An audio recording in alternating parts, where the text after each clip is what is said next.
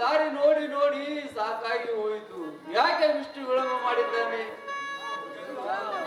ನಾ ಕಟ್ಟಿದ ಕನಸಿನ ಆಶಯ ಗೋಪುರ ಒಡೆದು ಚೂರು ಚೂರಾಯಿತು ಗಂಗಾ, ಚೂರು ಚೂರಾಯಿತು. ಆ ದುಷ್ಟರು ಕೊಟ್ಟ ಹೊಡೆತದಿಂದ ನನಗೆ ಪ್ರಜ್ಞಾಹೀನನಾಗುತ್ತಿದ್ದೇನೆ ಗಂಗಾ. ನಾನಿನ್ನು ಬದುಕುಳಿಯಲಾರೆ ಗಂಗಾ, ಬದುಕಿರಲಾರೆ. ಸ್ವಾಮಿ, ಹಾಗೆಲ್ಲ ಮಾತಾಡಬೇಡಿ. ನಿಮ್ಗೇನು ಆಗುವುದಿಲ್ಲ. ನಿಮ್ಮ ತಮ್ಮ ಡಾಕ್ಟರ್ ಕರ್ಕೊಂಡು ಬರೋ ಹೋಗಿದ್ದಾರೆ. ಶೆಲ್ಟರ್ ಮಾಡಿ ಸಹಿಸಿಕೊಳ್ಳಿ. ಅವನು ಯಾವಾಗ ಬರ್ತಾನೆ ಗಂಗಾ? ಅವನು ಬರುವವರೆಗೂ ನನಗೆ ಸಮಾಧಾನವಿಲ್ಲ. ಬರ್ತಾರೆ, ಶೀಘ್ರ ಮಾಡಿ ಸಮಾಧಾನ ಮಾಡಿಕೊಳ್ಳಿ. ನಿಮ್ಮ ತಮ್ಮ ಡಾಕ್ಟರ್ ಕರ್ಕೊಂಡು ಬರ್ತಾನೆ.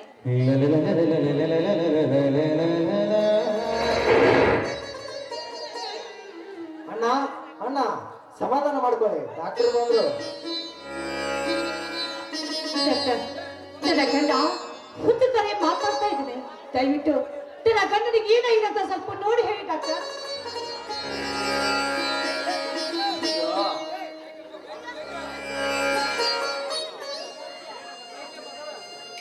ಗಂಗಾ, ನಾನು ಬದುಕುವ ಸ್ಥಿತಿಯಲ್ಲಿ ಇಲ್ಲ ಗಂಗಾ. ಅಣ್ಣ, ಈಗೆಲ್ಲ ಶಬ್ದ ಮಾತನಾಡಬೇಡಪ್ಪ. ನಿನ್ನ ಉಳಿಸುವುದಕ್ಕಾಗಿ ಬೇಕಾದಷ್ಟು ಹಣ ಹೋಗಲಿ, ಖರ್ಚು ಮಾಡಿ ನಾನು ನಿನ್ನನ್ನು ಗುಣಪಡಿಸುತ್ತೇನೆ ಅಣ್ಣ. ಹೌದಣ್ಣ, ನಿನ್ನ ಉಳಿಸುವುದಕ್ಕಾಗಿ ಹಣ ಎಷ್ಟು ಖರ್ಚಾದ್ರೂ ಪರವಾಗಿಲ್ಲ. ನನ್ನ ಪ್ರಾಣ ಬೇಕಾದ್ರೂ ಕೊಟ್ಟು ನಿನ್ನ ಬದುಕಿಸುತ್ತೇನೆ.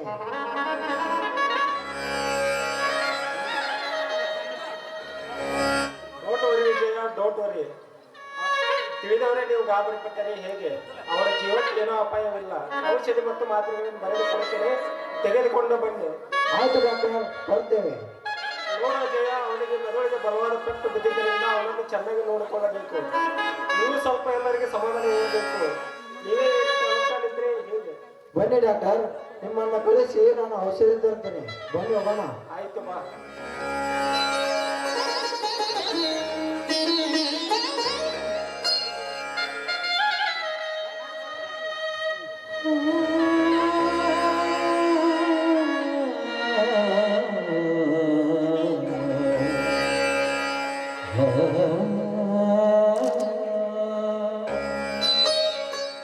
ಯಾಕೆ ಸೌಕರ ಇಷ್ಟು ಕಣಿಕರಾಯಿ ಬಿದ್ದು ಹೋಗುವ ಜೀವಕ್ಕೆ?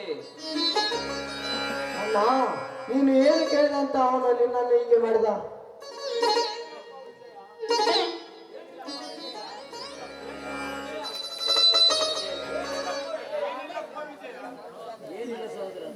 ಏನಿಲ್ಲ ಸಹೋದರ, ನನ್ನ ತಮ್ಮ ಅಜಯ್ ಮತ್ತು ಆ ದಂಡರಾಜನ ಮಗಳು ಪ್ರೀತಿಸಿದ್ದಾಳೆ ಅಂತ ಅವರನ್ನು ಮದುವೆ ಮಾಡಿಸಿ ಅಂತ ಕೇಳೋರು ಹೋದರೆ ನನಗೆ ನಾಯಿಗೆ ಹೊಡೆದಂಗ ಹೊಡೆದು ಬಿಟ್ರಪ್ಪ ದುಷ್ಟ ಪಾಪಿಗಳು. ಅಣ್ಣ, ಏನು ಹೇಳುತ್ತಿರುವಿರಿ? ಯಾವ ಹೆಣ್ಣಿನ ಸಲುವಾಗಿ ನೀವು ಈ ರೀತಿ ಹೊಡೆಸಿಕೊಂಡು ಬಂದಿರುವೆ? ಆ ಹೆಣ್ಣಿನ ಜೊತೆ ಮದುವೆ ಆಗಿ ಅವರ ಜೊತೆ ಬಾಳೆ ಮಾಡೋ ಆಸೆ ನನಗಿಲ್ಲ ಅಣ್ಣ. ಯಾಕೆ ಸಹೋದರ ಈ ರೀತಿ ಮಾತನಾಡುತ್ತೇವೆ? ಮತ್ತೇನನ್ನ, ಆ ಕನಿಕರ ಇಲ್ಲದ ಧನರಾಜನ ಸಂಬಂಧ ಬೆಳೆಸುವಂತಿ ಅಣ್ಣ. ಸಹೋದರ, ಅವನು ಯಾವ ಕೈಯಿಂದ ನನ್ನನ್ನು ಹೊಡೆದನು ಅದೇ ಕೈಯಿಂದ ನಿಮಗೆ ಅಕ್ಷತೆಗಳ ಹಾಕುವಾಗೆ ಮಾಡಬೇಕು, ಅಂದಾಗ ನನಗೆ ಸಮಾಧಾನ. ಅಣ್ಣ, ಏನು ಹೇಳುತ್ತಿರುವಿರಿ?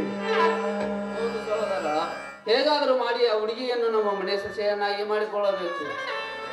ಆಯ್ತು ಅಣ್ಣ, ಮತ್ತೆ ಲೇಖ.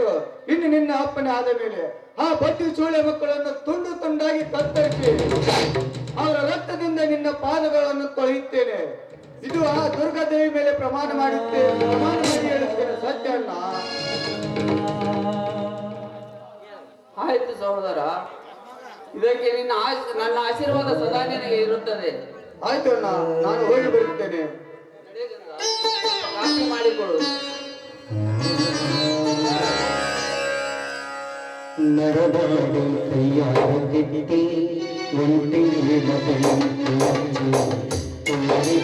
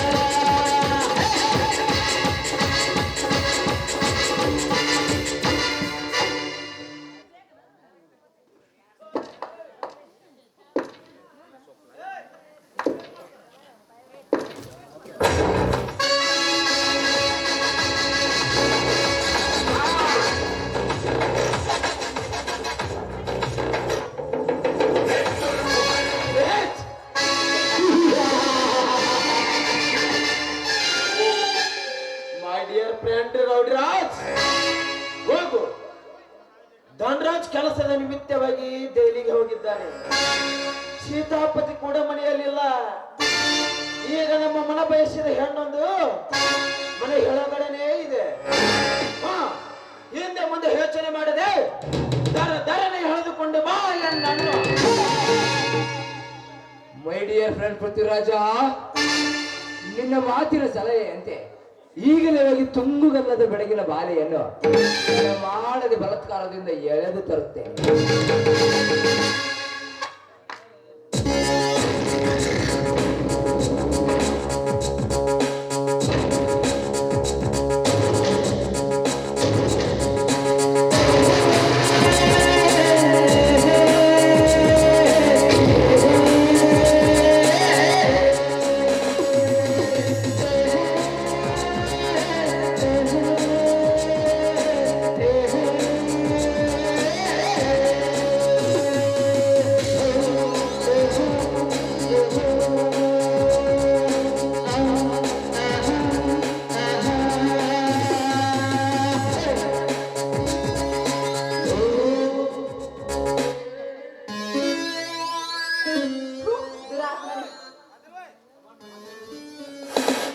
ಕಮಾನ್ ಮೈ ಡೈಲಿಂಗ್ ಸೌಂದರ್ಯ, ಕಮಾನ್. ಆ ನಿನ್ನ ತುಂಬುಗಲ್ಲದ ತುಟಿಗಳ ಮೇಲೆ ಕಿರಣಗೆ ತೋರಿ ಬರಲಿ. ಅಲ್ಲದೆ ಸದಾ ಸರಸ ಸಲಾಪದಲ್ಲಿ ಮುಳುಗಿ ನಮ್ಮನ್ನು ಆನಂದದ ಹುಲಿಮೆಯಲ್ಲಿ ಮೈ ಮರೆಯುವಂತೆ ಮಾಡುವ ಚಿನ್ನದ ಚಕೋರಿ.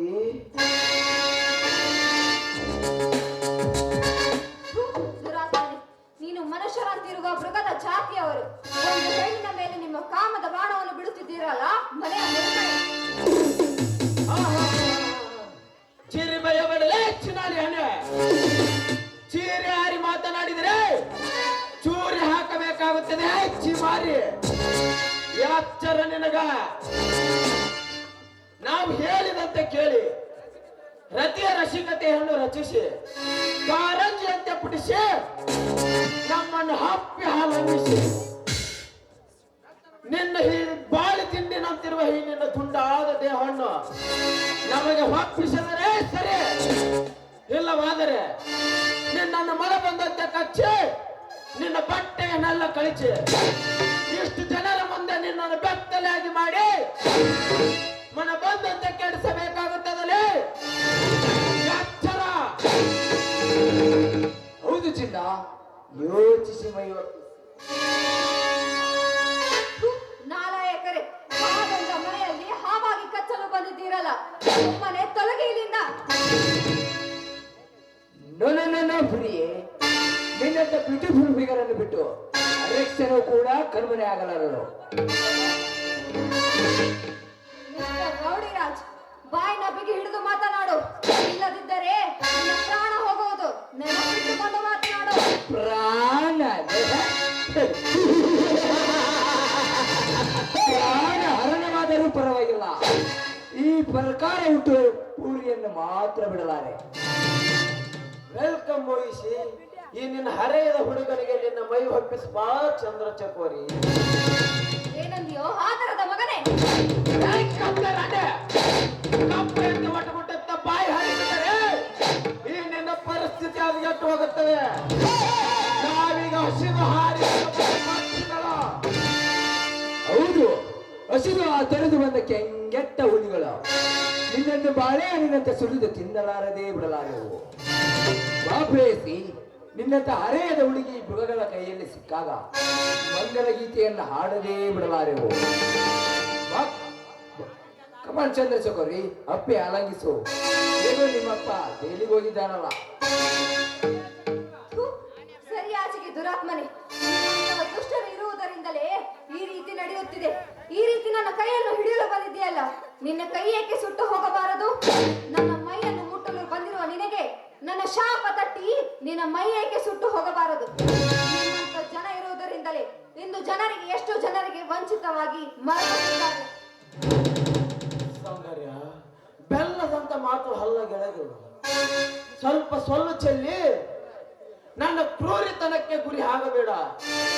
ಈಗ ಸದ್ಯದ ಪರಿಸ್ಥಿತಿ ಪ್ರಭಾವಕ್ಕೆ ಒಳಗಾಗಿ ನಿನ್ನ ಶರವನ್ನು ಆಶೆ ನಿನ್ನ ಮೈ ನಮಗೆ ಒಪ್ಪಿಸಿ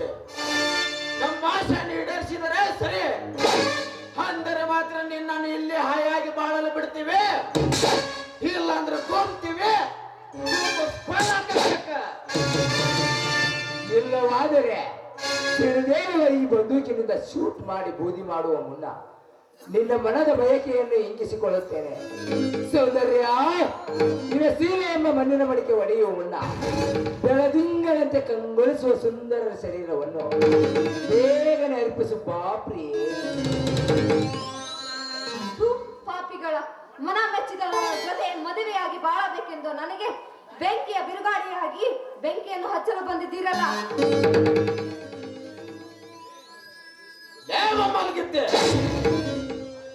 ಬಾಯಿ ಮುಚ್ಚು ರಾಕ್ಷಸ, ಇನ್ನೊಂದು ಸಾರಿ ಮಾತನಾಡಿದರೆ ನನ್ನ ಚಪ್ಪಲಿಯಿಂದ ಮಾತನಾಡಿಸಬೇಕಾಗುತ್ತದೆ, ಎಚ್ಚರ.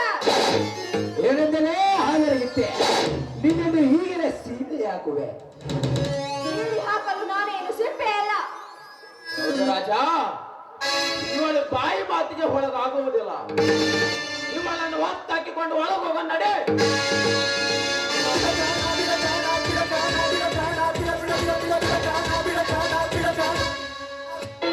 ಬಾರೋ ಬಾರೋ ರಣಧೀರ, ಬಾರೋ ಪ್ರೀತಿ ಹೊರಡ, ಬಾಯಂದರೆ ಬಂದಿಳಿಯುವ ಜೂರ, ನೀ ಬಂದರೆ ದಿಗ್ವಿಜಯದ ಹಾಡ. ದೇಶ ಸರ್ಪಗಳ ನನ್ನನ್ನು ಹೊಡೆದಿರುವುದಲ್ಲದೆ ಈಗ ನನ್ನ ಪ್ರೇಷಿಯ ಶೀಲ ಸುಟ್ಟು ಹಾಕಲು ನಿಂತಿರುವಿರ ಕರ್ಮಚಾಂಡಾಲರ. ಈಗ ನಿಮ್ಮಿಬ್ಬರ ಪ್ರಾಣ ಉಳಿಸದೆ ನನ್ನ ಸೇಡು ತೀರಿಸಿಕೊಂಡು ಕೈ ಬಿಡುತ್ತೇನೆ. ಮಿಸ್ಟರ್ ಅಜಯ್, ನಮಗೆ ಅವಮಾನ ಮಾಡುತ್ತಿರುವ ಯಾವ ಮಗನೇ? ಏನೆಂದರೆ ಬೋಳಿ ಮಗನ, ಏ ಬೋಳಿ ಮಗನೇ ಅಂತ ಬಾಯಿ ಹರಿಬಿಟ್ರೆ ಇಲ್ಲೇ ನಾನು ಹೂತಾಕಿ ಬಿಡುತ್ತೇನೆ. ಬೋಳಿ ಮಗನೇ, ರಕ್ತ ಇರುವ ತೆಗಣೆ ಅಂತವ್ರೆ, ಈಗ ನಿಮ್ಮಿಬ್ಬರ ಪ್ರಾಣ ಹರಣ ಮಾಡದೆ ಬಿಡೋದಿಲ್ಲ.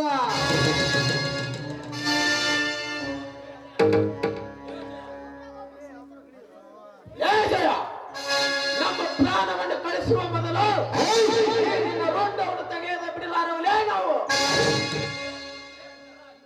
ಪೃಥ್ವಿರಾಜ, ನಿನ್ನ ತಂದೆಯ ರಕ್ತಕ್ಕೆ ನೀನು ಹುಟ್ಟಿದೆ ನಿಜವಾದರೆ, ನಿನ್ನ ತಾಯಿ ಎದೆ ಹಾಲು ಕುಡಿದ ಮಗನೇ ನೀನಾಗಿದ್ದರೆ ನನ್ನ ಮುಟ್ಟಿಯಾದನ್ನು ಹೊಡು ಮಗನೇ, ನೆಟ್ಟೆಲುಬು ಮುರಿಯದೇ ಬಿಡುವುದಿಲ್ಲ. ಪೃಥ್ವಿರಾಜ್ ರೌಡಿರಾಜ್, ನೀವು ಕಟ್ಟಿದ ಈ ರೌಡಿ ಸಾಮ್ರಾಜ್ಯದ ಮೇಲೆ ಅಪ್ಪರಿಸಿದ ಹೆಬ್ಬುಲಿಯ ನಾನಾಗಿ ನಿಲ್ಲುತ್ತಾನೆ. ಲೇಷಾಂದು ಸೂಳೆ ಮಗನೇ, ನನ್ನ ತಂದೆ ತಾಯಿಯ ಬಗ್ಗೆ ಮಾತನಾಡುವಿಯಾ?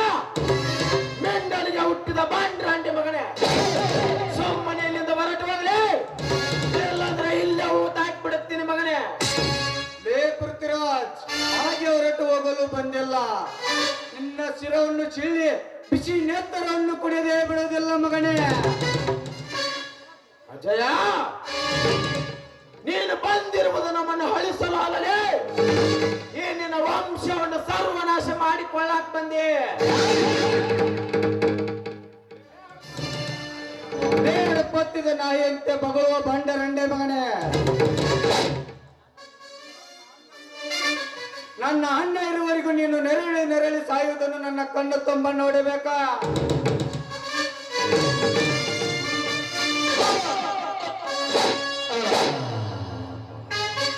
ಹೌದು, ಈಗ ಅಜಯನನ್ನು ನಾನು ತಡೆದರೆ ಪೃಥ್ವಿರಾಜನಿಗೆ ಬಂದ ಸ್ಥಿತಿ ನಾನೂ ಬರ್ತದೆ. ಮೊದಲು ನಾನು ಇಲ್ಲಿಂದ ಹೋಗಬೇಕು.